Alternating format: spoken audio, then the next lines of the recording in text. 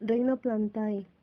Se llama reino Plantae o reino vegetal a uno de los principales grupos en que la biología clasifica a los seres vivos conocidos, junto con el reino animal, el reino de los hongos, el reino protista y el reino moneras. Constituyen las categorías tradicionales de clasificación de la vida. El reino vegetal es el de los más antiguos que el ser humano ha estudiado, a pesar de que no exista un criterio estricto y universal respecto a qué considerar como una planta y qué no.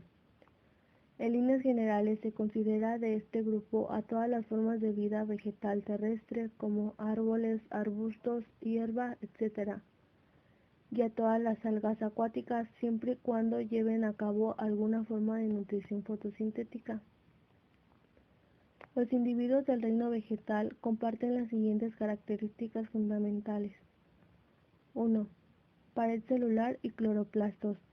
Las células de las plantas poseen depósitos de clorofila conocidos como cloroplastos, lo cual les confiere su color verde y es indispensable para llevar a cabo la fotosíntesis. 2.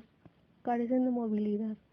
Las plantas, incluso las acuáticas, carecen de movilidad propia, es decir, son inmóviles.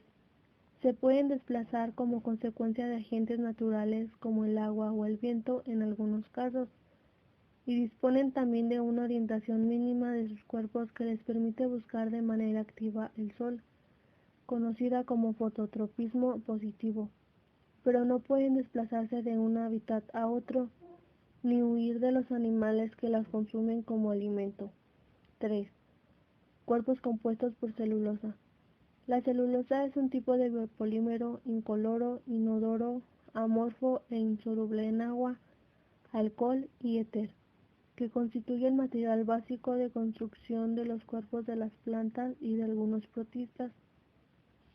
Los integrantes de este reino pueden clasificarse en dos subreinos, que son bilifitas, conformados por las leucofitas y rhodofitas, clorobiotas, conformadas por las clorofitas y streptofitas.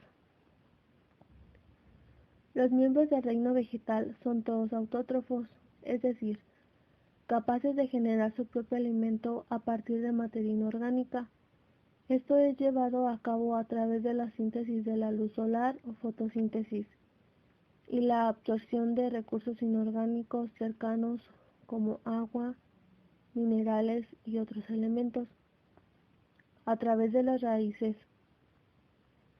Entonces se lleva a cabo una reacción química energética que requiere del dióxido de carbono atmosférico, del agua y de la luz solar como fuente de energía, para producir moléculas complejas de glucosa que luego sirven para la respiración celular, es decir, para su oxidación y obtención de energía química o ATP.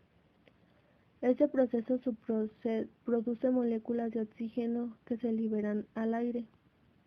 Existen también ciertas plantas capaces de alimentarse de la materia orgánica de otros seres vivos, como las célebres plantas carnívoras, que luego de atraer y capturar a los insectos, produce a digerirlos para aprovechar sus nutrientes.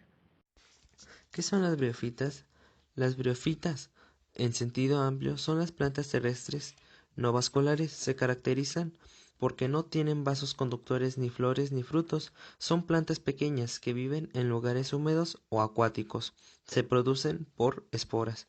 Fueron los primeros vegetales que en el Paleozoico aseguraron el paso a la vida terrestre. No tienen tejidos especializados, ni siquiera tallos, hojas verdaderas, sino Riozoides, especies de pelos absorbentes, se encargan de anclar al gameófito al sustrato facilitando la absorción de sales minerales y agua, una estructura vertical parecida al tallo, que emite laminillas parecidas a las hojas. Pueden vivir en troncos, rocas, muros, tejados, cualquier ambiente húmedo.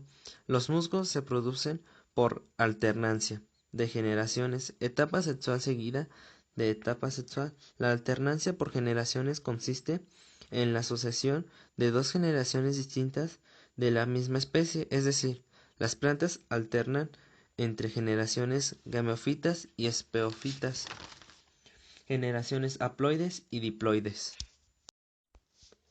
¿Qué son las peridófitas? Las peridófitas son plantas vasculares perennes, sin crecimiento secundario y que no generan semillas durante sus ciclos vitales, sino que se producen mediante esporas. Las esporas se definen como cuerpos microscópicos unicelulares o pluricelulares, formados con el objetivo de permitir una dispersión o supervivencia durante mucho tiempo. Son bastante primitivas, crecen y se desarrollan en climas tropicales, donde alcanzan partes como palmera, templadas, con partes más herbáceos, húmedos o incluso en algunas zonas áridas. Además, existen algunas subespecies acuáticas o semiacuáticas, aunque ninguna se desarrollan en aguas saladas. ¿Qué son? Estos tejidos conductores son los encargados de conducir los nutrientes necesarios entre los diferentes elementos. Existen dos tipos: xilema, tejido leñoso que se transporta savia frutal en las plantas vasculares. Floema, tejido conductor que transporta savia elaborada con los nutrientes orgánicos, especialmente azúcares producidas por la parte aérea, fotosintética y autótrofa, hacia las partes basales subcutáneas, no fotosintéticas heterótrofas de las plantas vasculares. Al tener tejidos conductores que también les sirve de soporte, consiguen elevarse varios metros sobre el suelo. Estos tejidos también pueden realizar la fotosíntesis de la forma más completa. Se cree que los helechos han sido los primeros vegetales que se adaptaron a vivir fuera del agua, aunque sus ciclos vitales son muy dependientes al agua. Tipos de plantas peridófitas. La gran mayoría del público solo conocen los helechos, pero existen bastante más tipos.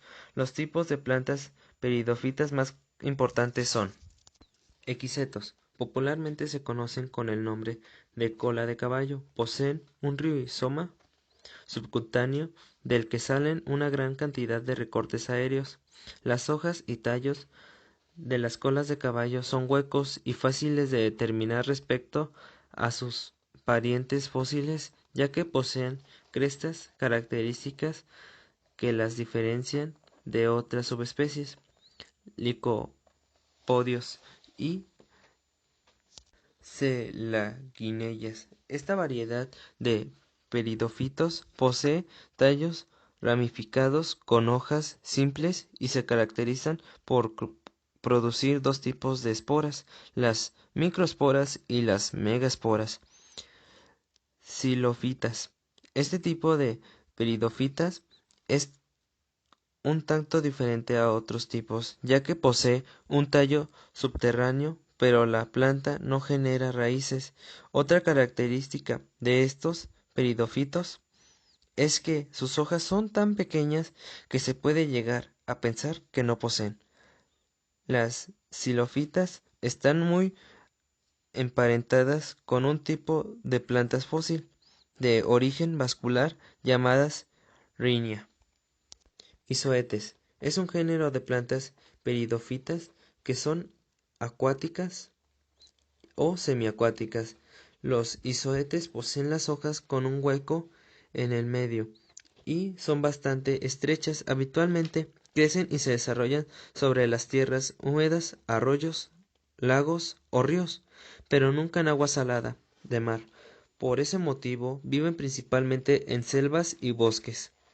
Helechos. Los helechos son el tipo de plantas peridófitas más conocidas y utilizadas. Estos habitan ecosistemas húmedos y se alimentan de aire húmedo y del agua que se resbala por su tallo. Se desarrollan más rápido, incluso llegar a crecer a los 5 metros de longitud. Gimnosperma. El término gimnosperma significa semilla desnuda, ya que los integrantes de este grupo, pino, pinabete, abeto, producen semillas desnudas localizadas en las escamas de las piñas, fruto de estas plantas.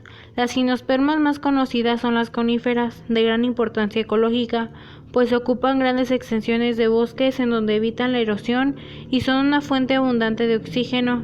Igualmente es alto su valor económico por las maderas que producen. Las gimnospermas son plantas vasculares y espermatofitas, productoras de semillas. Este término se aplica debido a que las semillas de estas plantas no se forman en un ovario cerrado, sino que están desnudas. Las gimnospermas vivientes consisten en las cícadas, el ginkgo y un clado de coníferas y nétidas. Estos grupos representan solo unas 15 familias, con 75 a 80 géneros y unas 820 especies. Estas plantas crecen en todo el mundo, de los 72 grados norte a los 55 grados sur, y son la vegetación dominante en muchas regiones frías y árticas. Muchas son familiares como ornamentales para madera de alta calidad. Entre las gimnospermas se encuentran los individuos más altos y de más larga vida de las plantas. Las gimnospermas son plantas vasculares y espermatofitas, es decir, se producen a partir de una semilla y las generan. Su principal característica es la producción de una semilla que no se desarrolla en un ovario, sino plantas sin flores ni frutos. Sin embargo, a menudo puede considerarse a su flor como una rama de crecimiento limitado que pueden formar conos o piñas y que generan hojas fértiles o esporófilos con una semilla expuesta. Sus sexos están separados, así hay conos femeninos que producen óvulos y conos masculinos que generan granos de polen. Angiosperma. Los más prósperos y comunes de todos los vegetales son las plantas con flor. Surgieron hace más de 100 millones de años y se han convertido en las plantas terrestres dominantes. Las angiospermas presentan ciclos de vida con alternancia de generaciones.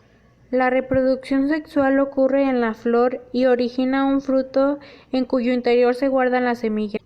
Las angiospermas comprenden grupos de plantas de gran importancia para el ser humano, por ejemplo, en la alimentación, el arroz, trigo, frijol, maíz, en la obtención de valiosa madera, roble, cedro, cerezo, o de fibras, algodón, lino, etc.